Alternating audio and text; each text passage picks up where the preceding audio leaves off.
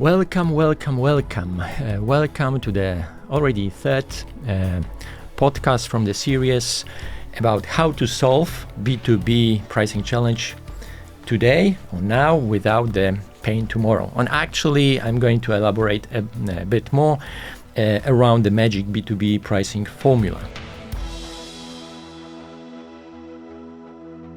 So, just as a reminder, the magic formula reads like 3D plus 2C plus BA. And 3D stands for three-dimensional pricing logic, 2C stands for two key control mechanisms, and BA for benefit argumentation, actually value argumentation.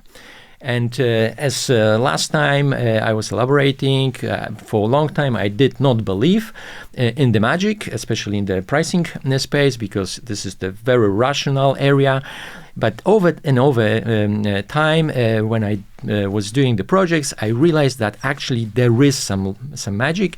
And if you apply this formula, the magic appears. And the magic appears in form of better, higher profit. Last time I was focusing on the product dimension and the first D from the 3D, and I was explaining you how to select the attributes, that there is the levels, thresholds of those attributes, and then you need to calibrate those in order for them to work. Today I'm going to focus on two remaining D's, meaning the dimension of the clients and dimension of the orders.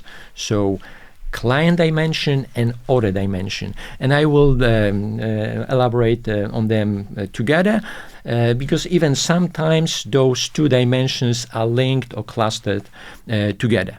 Okay, and now the differentiation between the first D and the other Ds is the following: that from the pricing logic, or the pricing logic, the main objective of the product pricing logic is to capture the value of your product you produce or deliver or distribute. So that's the value capture element, and the other Ds are also used to share some of this value. So you capture the value in the product pricing logic, and then you might share some of that to your customers. And why so? In order to make your business bigger, more profitable, and also incentivize your clients to behave in the way you want them to behave. Okay, so the overall objective is to incentivize your B2B partners to cooperate with you, develop the sales, motivate them to increase the purchase, just to do that in a way that there is no or limited conflict across channels, and that you reward the behavior, expected behavior and expected performance, while protecting giveaways, because at times companies just give away whatever they can give away, like express delivery, for example, for everyone who wants that without additional charge. That's not the way to do things. And there is one key word I used here: reward them for performance. So ideally would be to have the attributes. I'm going to explain and show you some examples of those attributes. Those attributes should be constructed in a way that you pay for performance. That's the best way of doing that. Okay? Because if this or those two dimensions are not properly managed, what happens? This is, coming back to the profit and margin leakages that happen when in the company there is not optimally managed pricing. The profit is leaking, and if profit is leaking, again, usually financial goals are not necessarily realized, and then comes frustration and also tension, and we want to avoid that. And in area of client dimension and order dimension, the profit leakage take the form of pretty much incentivized wrongly distributed. Okay, and what I mean by that, it's when in the company there are even some commercial terms, some discounts, some rebates, they are flat, if not the same, very similar, and or reactive. And that means that money goes to clients, small, not necessarily perspective, simply because they want that, or they require that, or they shout for it. Whereas not enough money might be going into the perspective, valuable clients, because they are not that loud, let's put it this way. And usually it is accompanied by unjustified price exceptions in the form of additional discounts, rebates given to again clients that are allowed and shout and require that. That's not the way to do that. Okay, so we want to avoid that, and we let me then remind about myself and a colleague of mine and our team. By we, I mean Movens Advisory. And the Movens Advisory, I'm with Maciej Kraus. We are providing the pricing expertise, revenue management expertise, profit optimization expertise to various companies in the B2B space. My clients are, in the majority of the cases, B2B clients, not only, but most of those clients, the clients are B2B clients, also B2B2C, B2C clients in service space, so all kind of clients. Local, meaning in Poland, where I am now, also in Europe, pretty much across the world, because myself and Maciej and members of our teams, we did the projects in, I guess, 50 countries across all the continents. Okay, so we help the companies to seal the profit leakage, and then coming back to our three-dimensional pricing logic and the client dimension and order dimension. The situation is quite similar to what was happening and is happening in the product dimension, because in product dimension what we had were the attributes, and then we needed to establish the thresholds for those attributes, and for those thresholds we assigned additional money in terms of margin, markup, or additional euros or zlotys or US dollars, whichever the currency is being used. And pretty much similar approach is used in the client and order dimension, with one difference though, that usually the elements in the client and order dimension take the form of rebates and or discounts, which means those are the reduction of the price. Not always, and I come to that, but in many cases, yes. So what could be starting with the attributes, what could be the attributes in those dimensions? So very often and very frequently used attribute would be the size. So volume, revenue, how much business is actually being done with a given client. That would be probably the most frequently used attributes. But then at times it's not enough. Why? Because there might be a very big company, and if you have a chance to do big business with the big companies, that's the best case. But sometimes it's a big company but doing small business with you, so with a company with big potential but small business with you, and then you can take into account the size of the company as such, not exactly the business they are doing with you. So the attribute would be here potential of the company. It could be used next to, or even sometimes is used in place of the volume. Then the other attribute could be the type, the industry of the of your client. And the first time I was explaining you the example of the corrugated paper box and the companies using the corrugated paper box. And I was talking about the TV set producer on one hand side and the grower or farmer on the other side. and about their difference in terms of pricing sensitivity. And why is that? Because the TV set producer that puts the TV set into the corrugated paper box is much less sensitive on the price of this corrugated paper box. Why? Because the value of the TV set compared to the value of the box is much higher compared to, for example, the apples provided by the grower put into the corrugated paper box. And from that perspective, those two companies will be different from the price sensitivity perspective. So type of the client, the industry, they are active.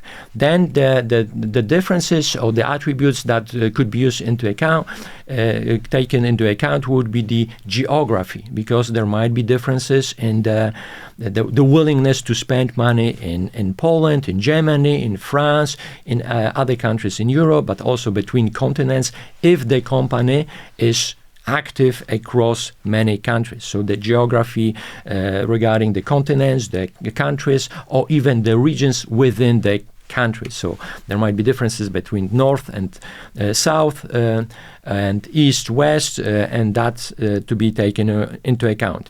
Then there might be difference and from the supplier perspective or producer perspective, manufacturer perspective, might play a big role.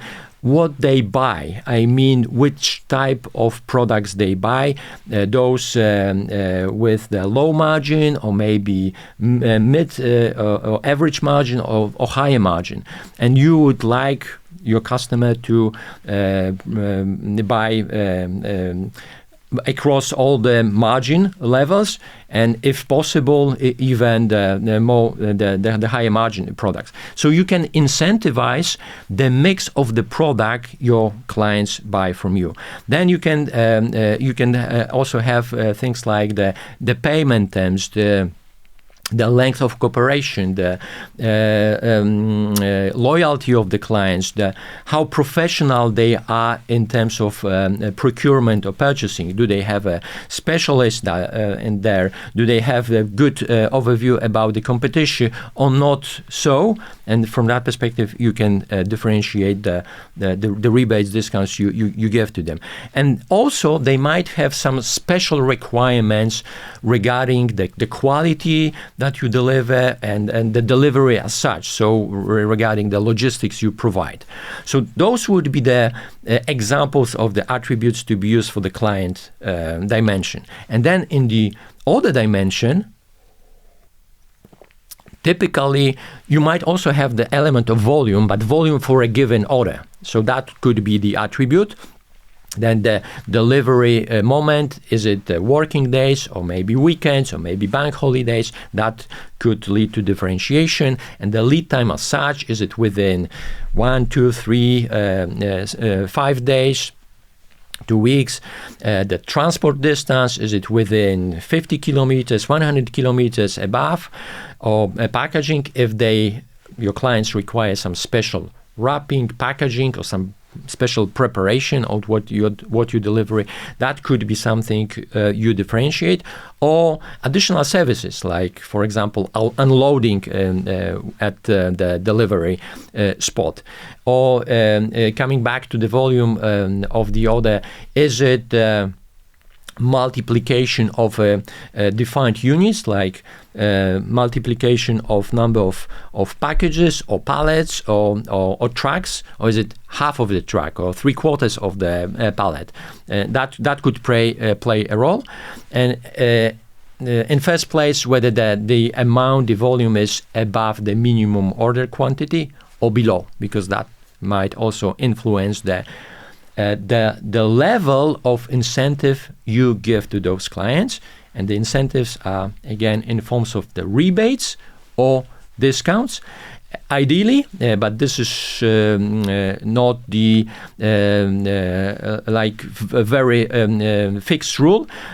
It would be to have them in terms of forms of rebates, because then you pay for the performance actually that you actually know.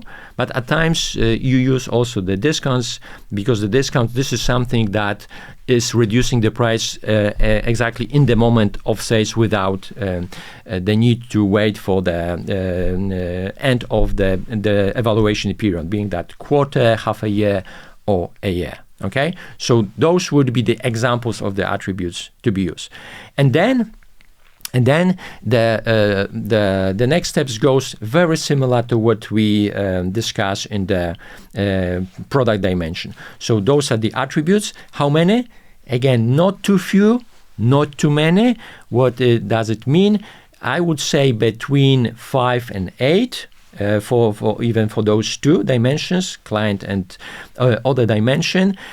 Too few, meaning if you use only volume, that might be not enough, don't differentiate enough. And then more than 10, that would be, again, diluting the whole story. So as I mentioned, between probably 5 and 8, that would be the very typical number of the attributes. You select those. Then for each and every attributes, again, we would define the thresholds or the ranges. So for example, if we have the most typical attributes, the volume or potential, that could be between 0 and 10,000, between 10,000 and 20,000, between 20,000 and 50,000, above 50,000, something like this. Okay, and in terms of for example the profit of the mix of the product, you would say that one category is the clients buying just cherry picking and buying low margin products, and the second category would be buying some share of also mid margin product, and the yet another category would be buying also the high margin products, for example. Okay, and now the name of the game is here to motivate, to incentivize the client in two directions. The one direction would be to have bigger business, bigger size of the business, so that your business is sizable and growing, and typical attributes here to be used would be the size of the client. So sales volume or revenue, profitability, customer potential, order value, those would be the hard criteria, because you can measure them. They're very quantifiable. Pretty much you incentivize, and you pay, because reduce the prices. So you actually give something to your clients. You give the more they buy, the better prices they get, or the higher, the better rebates, discounts they get. So that's one pair of lenses. And the other pair of lenses would be the customer behavior. And why would you incentivize the customer for the behavior? Because if you are after stability, the quality of the relationships, the growth of your business, or maybe from the operational perspective, as some logistics elements are important to you, and then you can incentivize your customers, your clients, exactly to behave in the way you want them to behave, and pay them for that. So the more they support you, the better prices they might get. And the support might be also in the marketing space. So if they do some good PR for you, you can give them some additional percentage points of rebates or discounts, because that's something which is valuable for you. So pretty much the better behavior at the bigger size of the business, the better conditions, the better rebates, discounts the client can get. If there is no expected behavior or limited size, that might lead to no rebates, no discounts at all. Okay, and then you might ask yourself, okay, so that's very similar to the product dimension and product logic approach. There are attributes, we calibrate those, we have thresholds, we evaluate the client against those attributes, see what is the level, in this case, rebates or discounts. or at times also surcharges, and you calculate one by one, sum it up, and it's the same as in terms of product dimension. So that's one approach to be used. And what about the segmentation? Because we have a segmentation in our company. So you can link also this logic to the segmentation. How to do that? If you have, let's say, 5 or 6 attributes, you evaluate each and every customers against those attributes, calculate how much points they can get from each of those attributes, and then based on the scoring, you have, for example, the 4 segments like A, B, C, D, or that might be also usually used segmentations of bronze clients, silver clients, gold client, platinum clients, and then you allocate them to those buckets of those A, B, C, D, or bronze, silver, gold, platinum, and apply the conditions, rebates, discounts that are defined for those categories. Okay, so it could be used also like this. So now let me show that how it could work in practice. So I'm switching to my very simple Excel, and then last time I was explaining you the product logic for a pump company, or example of a pump company, and I was explaining you how we get to the price of a given product, given pump, having the reference product. So if we have a reference product like XYZ 1, 2, 3, that's the very standard pump, and let's assume, for the sake of this example, that the client wants to buy a bit more advanced pumps, so with a higher pressure rating, 15 bar rather than 10 bar standard, and energy efficiency also increase. So IE 3 rather than IE 2, and from that perspective, because those are 2 attributes that are present and higher than standard, the price would be by €5 higher than the reference product. Okay, so the kind of list price for this product would be 110, and that would be the starting price for the client. And if the client is typical and does not have any attributes, but let's assume that we have in our client logic 3 attributes. That would be the channel, the volume category, and product. It's very, very simple. Usually that there might be 1 or 2 more, but just for the sake of simplicity, let me show you. So let's assume that the client is acting in online channel only and has lower volume, so category C, and products mix, just buying low margin, so does not get anything in terms of rebates. But let's assume that the client would be bigger and would make bigger business with you. Let's say the B would be from B category. Let me check that. So we have B category, and then is buying not only low margin products but also low and mid margin mix. So from that perspective, and if we have it calibrated like this, it can get 1.5% from volume category and 2 from product mix. So €3.5.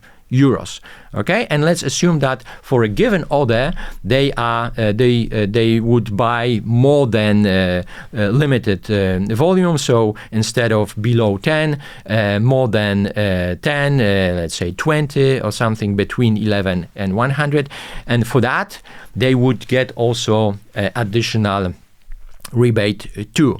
So if we then look at the right-hand side of our example, although the starting point is 105, because of the attributes, parameters in the client logic and order logic that sum into 5.5, the actual price offered and eventually paid by the customer would be $99.50. Okay, and you see it also in the waterfall, that here in the waterfall you have those rebates elements, those red rebate elements displayed on the waterfall. And there might be and there might be negative, so that's discounts, reduction of the price, and might be also positive. So because, for example, the client needs, without delivery, there is no rebate, no discounts. But if they want the delivery, let's say they want the delivery like express delivery because they need that next day, that's obviously possible. But that would cost, and that would be additional surcharge for that, €9. And then the client might say, oh, that's 108.50, that's too much. Okay, and this logic is also helpful for the negotiation, because you can tell them, guys, if you make, instead of express delivery, standard delivery, you can have it. That would be 104.50, and then if you ordered even more, that could be reduction in the order size. But in general, if you were bigger than today, so classified not as B but as A, and if you also were buying more categories from us, and we know that those categories would be high margin, that would provide also additional rebates and discounts. And look, in such a case, if the client was from category A volume-wise and product makes low, mid, high margin mix, then they could buy this particular product for $99. So that's, in a nutshell, how the whole three-dimensional logic works. And you see, and you can observe that on the waterfall, where are the positive changes in the price, and in this particular case, that would be from the value in the product, but also the negative or price reduction, and that they here from this example, they are coming from the volume category, product mix, and also order size. But a positive one, so surcharge, would be coming from the delivery. Okay, so that's the example. And then just to come back and also conclude the story, because you can have three approaches, and that's the linkage between product logic and client and order logic. So the first approach might be that the product logic sets the maximum price, markup, or margin. Okay, and that's the starting point. And then you might have also only reduction, so only rebates and discounts. Okay, that's very frequent one. The second approach would be that the product logic sets the minimum price, and then anything would be the additions, surcharges. So regarding the you would assume that you have the best possible client, and that's the lowest price. And if the client is not ideal, you would add those elements and surcharge them. Or the third approach would be the mix. So the product logic would set the average typical price, markup, margin, and you might have both the reduction, so rebates and discounts in product and order logic, or also surcharges. So for some specific extra elements, being logistics, quality requirements, and so on, those might be positive. Okay, so that would be the